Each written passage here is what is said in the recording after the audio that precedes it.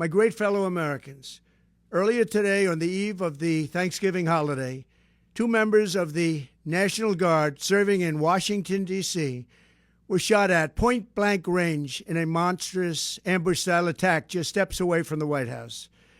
They had been deputized as part of the most successful public safety and national security mission in the history of our nation's capital, the D.C. Safe and Beautiful Task Force, which has achieved an unprecedented reduction in violent crime and crimes of all type.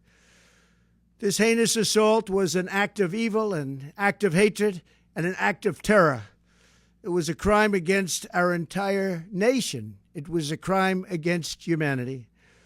The hearts of all Americans tonight are with those two members of the West Virginia National Guard and their families.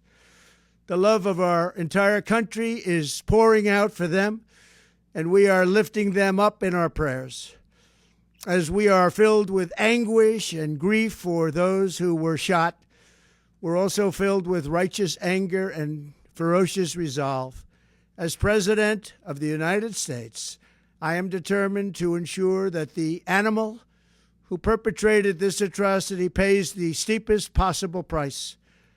I can report tonight that, based on the best available information, the Department of Homeland Security is confident that the suspect in custody is a foreigner who entered our country from Afghanistan, a hellhole on earth. He was flown in by the Biden administration in September 2021 on those infamous flights that everybody was talking about. Nobody knew who was coming in. Nobody knew anything about it. His status was extended under legislation signed by President Biden, a disastrous president, the worst in the history of our country. This attack underscores the single greatest national security threat facing our nation. The last administration let in 20 million unknown and unvetted foreigners from all over the world, from places that you don't want to even know about. No country can tolerate such a risk to our very survival. An example is Minnesota, where hundreds of thousands of Somalians are ripping off our country and ripping apart that once great state. Billions of dollars are lost, and gangs of Somalians come from a country that doesn't even have a government, no laws, no water, no military, no nothing.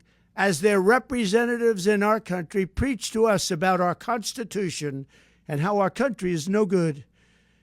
We're not going to put up with these kind of assaults on law and order by people who shouldn't even be in our country.